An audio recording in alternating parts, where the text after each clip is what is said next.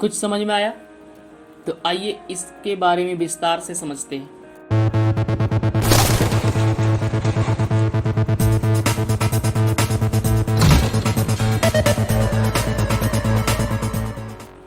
मैं नवेंदु कुमार आप सभी लोगों का स्वागत करता हूं फिर से मेरे चैनल पे, जिसका नाम है नेचुरल कोचिंग सेंटर। तो पिछले क्लास में मैंने आप लोगों को समकोण त्रिभुज राइट एंगल ट्रायंगल के बारे में बताया था।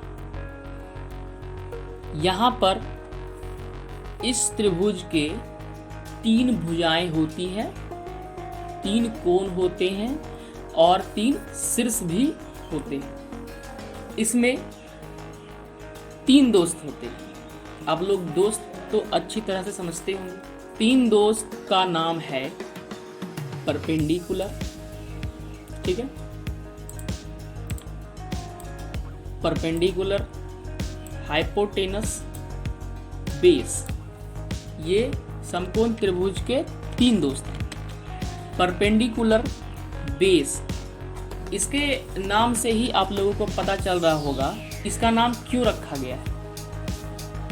जैसे कि हम जानते हैं महाभारत में 5 पांडवों में सबसे बड़े बेटे का नाम कर्ण था, इसलिए इस त्रिभुज में भी सबसे बड़ी भुजा का नाम कर्ण रखा गया, ठीक है। और इसे इंग्लिश में हाइपोटेनस कहते हैं, इसलिए इसे H से डिनोट करेंगे, ठीक है। इसका पहला वर्ड H है, इसलिए इसको H से डिनोट करेंगे। बेस, बेस का मतलब होता है आधार हिंदी में, जो कि यहाँ लिखा हुआ है। तो ये आधार क्यों रखा गया नाम? आधार का मतलब होता है हम लोग मनुष्य हैं तो हम लोग का आधार क्या होगा? पैर होगा। उसी तरह से ये त्रिभुज का आधार यानी कि ये इसका बेस क्या है, ये किस पे खड़ा हुआ है, इसी आधार पर इसका नाम आधार रखा गया। और ये परपेंडिकुलर है। परपेंडिकुलर का मतलब होता है लंब। लंब का मतलब जहाँ पर 90 डिग्री एंगल बने उसके भुजा को हम लोग क्या बोलते हैं? लंब। और इसका पहला लेटर P है, इसलिए इसको P से लिख करेंगे। तो यहाँ पर बहुत सारे त्रिभुज दिए गए हैं, तो इस प्रकार के भी समकोण त्रिभुज हो सकते हैं। तो आइए इसके बारे में विस्तार से समझें। मान लीजिए कि ये एक समकोण त्रिभुज है, ध्यान से देखना है इसको। ये क्या है? एक समकोण त्रिभुज है जी। ये एक समकोण त्रिभुज है जिसमें एक कोण कितना है? 90 डिग्री का है। ये एक कोण कितना है? 90 डिग्री का है। और इसे बोलेंगे हम लोग आधार। क्या बोलेंगे इसको? आधार, क्योंकि ये इसका बेस है, इसका पूरा भार इसी पे रहेगा, इसलिए इसको बोलते हैं हम लोग आधार, ठीक है। ये कर्ण है। कर्ण सबसे लंबी भुजा होती है, याद रखिएगा। त्रिभुज की सबसे लंबी भुजा क्या होती है? कर्ण। और ये क्या बचा? लंब। ये लंब है। ये क्या है? ये लंब है। अब देखिए इसमें त्रिभुज के तो 3 दोस्त होते ही हैं, आधार और लंब और कर्ण। मगर ये जो कर्ण है ये कभी नहीं बदलता है। त्रिभुज का यह नियम है, या मान लीजिए कि ये एक रूल है कि त्रिभुज में कर्ण, ये सबसे लंबी भुजा को ही हम लोग क्या बोलेंगे? कर्ण बोलेंगे इसको। और ये कभी भी बदलता ही नहीं, ये हमेशा कर्ण रहेगा तो कर्ण रहेगा। मगर ये लंब और ये आधार, इसमें आपस में चेंज होते रहता है। जैसे कि मान लीजिए कि यहाँ पर थीटा है। थीटा का मतलब कोण होता है, आप लोग ध्यान से देखिए इसको। इस तरह का थीटा है। और यहाँ से अगर हम पता लगाएंगे कि लंब कौन सा है और आधार कौन सा है, तो देखिए यहाँ से आगे वाला जो भुजा है उसको बोलेंगे लंब। ये तो कर्ण है, ये कभी नहीं चेंज होगा, ये फिक्स है, ये कर्ण है। थीटा के आगे वाला लंब है, और लंब और कर्ण अगर मिल गया तो नीचे वाला आधार। अभी देखिए अगर हम थीटा यहाँ रखते, यहाँ पे थीटा, थीटा का मतलब कोण है, ध्यान रखिएगा। ये अगर थीटा है तो बताइए इसमें कर्ण कौन सा है, लंब कौन सा है और आधार कौन सा है? तो जैसे कि बताया गया, सबसे बड़ी भुजा, सबसे लंबी भुजा कौन सी है? ये वाली।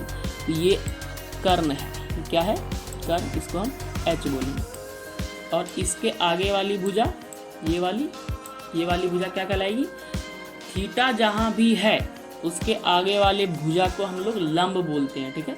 तो इसके आगे वाला भुजा को लंब बोलेंगे, तो इसमें हम क्या लिखेंगे? पी लिखेंगे, ठीक है। और फिर जब एच और पी मिल गया तो जो बचा वो क्या कहलाएगा? बी कहलाएगा। ये बहुत ही इंपॉर्टेंट है, ठीक है, इसको समझना जरूरी है।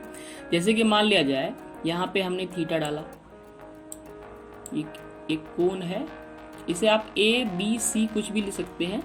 तो ये एक थीटा है, यहाँ पर अगर कोण है, बताया जा रहा है कि यहाँ पे अगर कोण है तो इसके आगे वाला क्या होगा? ये वाली भुजा क्या बनेगी? ये पी होगा। पी का मतलब लंब, परपेंडिकुलर, ठीक है। तो ये पी होगा। सबसे बड़ी भुजा कौन सी है इसमें? यहाँ पर से तीनों भुजा को देखिए, इसमें और इसमें, तीनों में से बड़ी कौन सी है? ये वाली। तो ये क्या कहलाएगी? एच, क्योंकि सबसे बड़ी भुजा को हम लोग हाइपोटेनस एच बोलते हैं, ठीक है। और जब P और H मिल गया तो इसके अलावा जो तीसरा वाला भुजा बचा वो क्या कहलाएगा? B कहलाएगा। ये क्या कहलाएगा? B। तो इस तरह से हम लोग खो सकते हैं। अब इस ट्रायंगल में देखिए, यहाँ पर अगर हम थीटा डाल दें, ये हम बता रहे हैं कि आप PBH कैसे खोज सकते हैं, क्योंकि इसका यूज आगे चल के है, ठीक है। तो अगर यहाँ थीटा है तो इसके आगे वाला जो भुजा है उसको बोलेंगे P। क्या बोलेंगे हम लोग? इसको बोलेंगे P। और जो सब इस ट्रायंगल में खोज रहे हैं, इसलिए इसमें सबसे लंबी भुजा, सबसे बड़ी भुजा ये वाली है, इसको बोलेंगे हम लोग H। इस H और P को छोड़ के अब बचा मेरे पास क्या? B। तो इसके अनुसार ये वाला क्या हो जाएगा? B हो जाएगा। B का मतलब बेस, ठीक है।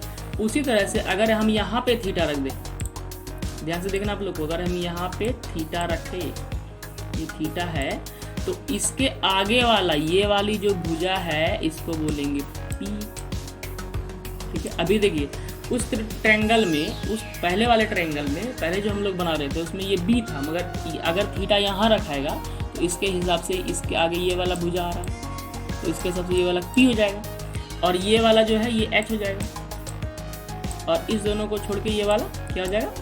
B हो जाएगा। तो इस तरह से हम लोग ढूंढते हैं PBH।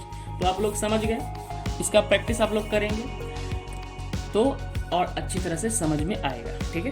तो जो भी थीटा जहाँ है उसके आगे वाला हमेशा P होता है, और सबसे लंबी भुजा H होती है, और जो बचा वो हम बेस कहते हैं उसको, ठीक है। तो आगे बढ़ते हैं, देखते क्या है। यहाँ एक डिफिनेशन है, समकोण के सामने वाली भुजा कर्ण कहलाती है, ठीक है। समकोण के सामने वाली भुजा कर्ण कहलाती है। इसका मतलब हुआ कि अगर कोई समकोण हमें दिया गया है, यहाँ अगर 90 डिग्री का एंगल बन रहा है, तो इसके आगे वाली भुजा क्या कहलाएगी? कर्ण। इसको हम लोग कर्ण बोलेंगे, यानी कि H। इसको क्या बोलेंगे हम लोग? H, कर्ण, ठीक है। इसकी भुजाओं की लंबाई के बीच में एक विशेष संबंध होता है, जिसे पाइथागोरस प्रमेय द्वारा व्यक्त किया जाता है। यानी कि P, B और H, इस तीनों के बीच एक संबंध होता है, जो कि एक मैथमेटिशियन थे पाइथागोरस, उन्होंने बताया कि इस P, H और B के बीच में कोई संबंध है। तो यहाँ संबंध दिया गया है जो कि हम पढ़ चुके हैं पहले कक्षा में, 10th में, ठीक है। कर्ण का वर्ग इक्वल टू लंब का वर्ग प्लस आधार का वर्ग, H square equal to P square plus B square. तो इस फॉर्मूला को आप लोग याद रखेंगे और ये बहुत इंपॉर्टेंट है, ठीक है। H square equal to P square equal to plus B square. तो इस हिसाब से ये फॉर्मूला बनेगा H square equal to P square plus B square. ये पाइथागोरस प्रमेय का एक फॉर्मूला है, ठीक है। तो इससे 3 का वैल्यू निकल सकता है। h है तो यहाँ पर हम h फ्री करेंगे तो स्क्वायर उधर जाएगा और स्क्वायर इक्वल के उस साइड जाता है तो हम जानते हैं रूट बनता है, तो h इक्वल टू हो जाएगा p root under P square plus B square. तो इस तरह से हम लोग h फ्री कर सकते हैं, ठीक है। और सेकेंड स्टेप में अगर हमको यहाँ पर b निकालना हो, आधार का मान निकालना हो, बेस का मान निकालना हो, तो फिर से इस फॉर्मूला को लेंगे h square equal to P square plus B square. और b को फ्री करना है तो ये p प्लस में है जो कि इक्वल के उस साइड जाएगा तो क्या बनेगा, माइनस में जाएगा। और स्क्वायर को उधर भेजेंगे तो ये रूट आएगा, इस पर क्या आएगा, रूट आएगा। तो इस हिसाब से हम b को भी फ्री कर सकते हैं। उसी तरह से यहाँ पर अगर p को फ्री करना है तो b प्लस में है, b को हम माइनस से भेजेंगे, माइनस से भेजने के बाद स्क्वायर को उस तरफ रूट में कर देंगे। जब रूट में करेंगे तो p इक्वल टू हो जाएगा root under h square minus B square. तो इस तरह से p, b और h तीनों का वैल्यू प्राप्त कर सकते हैं, ठीक है। तो सबसे अच्छा होगा कि आप इस फॉर्मूले को याद रखें, इस दोनों फार्मूले को याद नहीं भी रखें तो चलेगा, मगर ये वाला फॉर्मूला बहुत इंपॉर्टेंट है, यही यूज होगा आगे चल के, ठीक है। H square equal to P square plus B square. इसके बाद समकोण त्रिभुज से संबंधित सूत्र, यानी कि समकोण त्रिभुज जो था मेरे पास, जो समकोण त्रिभुज था इस तरह का, उसका कुछ सूत्र यहाँ दिया गया, ये भी एक सूत्र ही है, उसका एक सूत्र दिया गया है क्षेत्रफल, यानी कि एरिया। समकोण त्रिभुज का एरिया क्या होता है, तो यहाँ पे हम लोग जानते हैं कि 1/2 लंब गुना आधार होता है, तो उस हिसाब से यहाँ पे लंब P गुना B/2 कर्ण जो हम लोग यहाँ पे H को फ्री करते हैं, ये वाला। चलिए आगे देखिए। अब ये इसके बारे में हम लोग विस्तार से जानते हैं। तो पहले ये देखिए,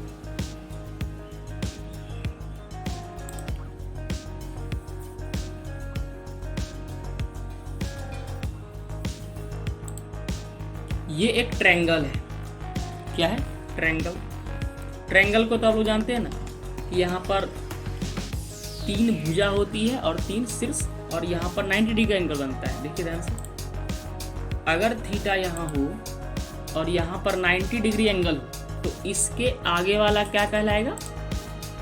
हाइपोटेनस। हाइपोटेनस को हम लोग हिंदी में कर्ण बोलेंगे और इसको H से डिनोट करते हैं, ये पहले बताया जा चुका है, ठीक है। और नीचे वाले को हम लोग आधार बोलते हैं, बेस। बेस को B से डिनोट करेंगे और इसको संगत भुजा भी बोला जाता है, एडजेकेंट साइड, ठीक है। आगे देखिए, ये जो भुजा है उसको बोलते हैं परपेंडिकुलर लंब, ठीक है। इसको P से डिनोट करते हैं और यह अपोसाइड यानी कि सम्मुख भुजा भी कहते हैं इसको, ठीक है।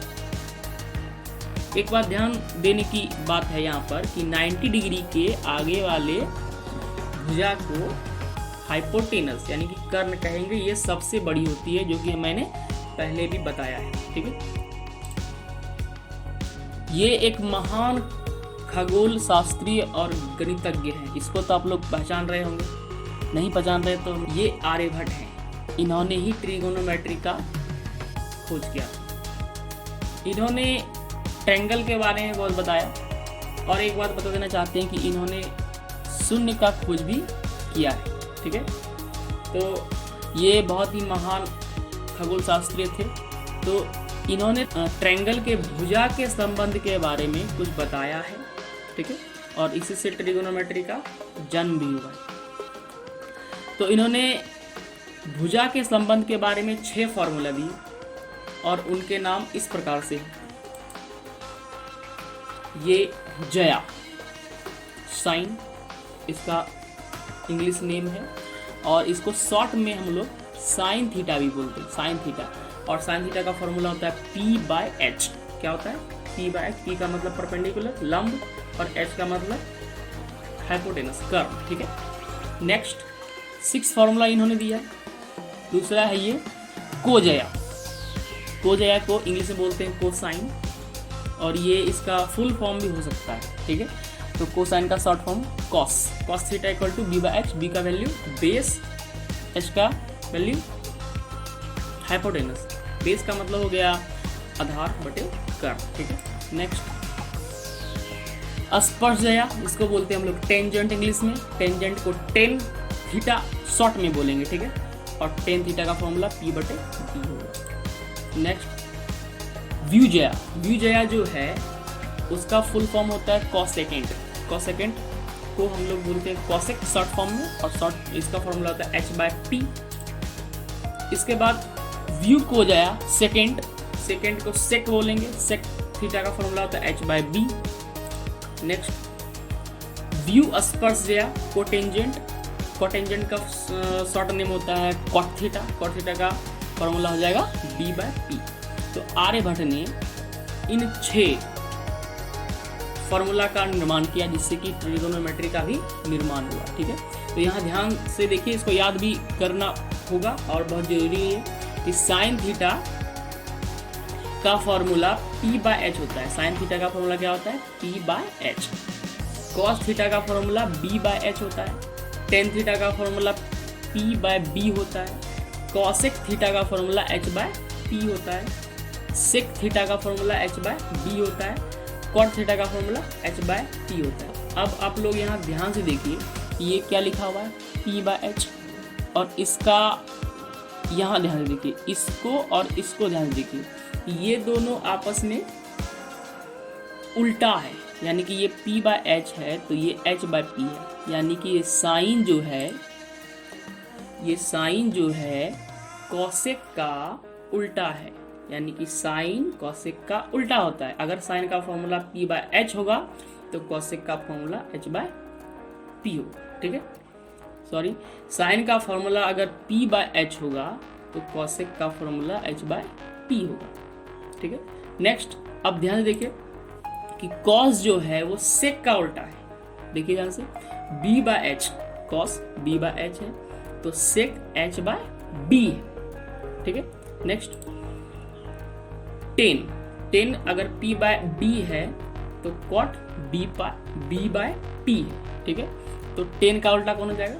कॉट। तो ये सारा फॉर्मूला इन महान वैज्ञानिक गणितज्ञ जो कि आर्यभट्ट है उन्होंने खोज की, और इसका यूज हम लोग आगे करेंगे। और एक जरूरी बात, आपको ये फॉर्मूला याद होनी चाहिए, ठीक है, ये वाला h square equal to P square plus B square. तो इसको आप लोग याद कर लें और आगे देखते हैं हम लोग।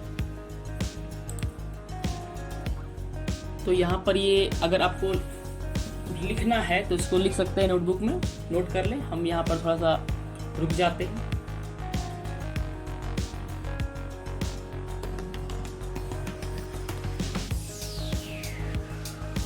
चलिए अब आगे बढ़ते हैं। यहाँ कुछ फॉर्मूला दिया गया है, इसको हम जूम करके आप लोग को, ये देखिए,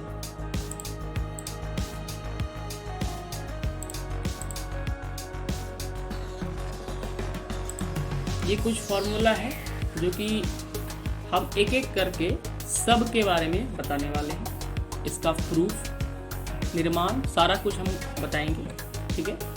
तो ये भी फॉर्मूला है, इतना सारा फॉर्मूला आप लोगों को पढ़ना है, और इस फॉर्मूला लिस्ट का लिंक हम डिस्क्रिप्शन बॉक्स में दे देंगे, जिससे कि आप डाउनलोड कर सके और उसको याद कर सकें, ठीक है।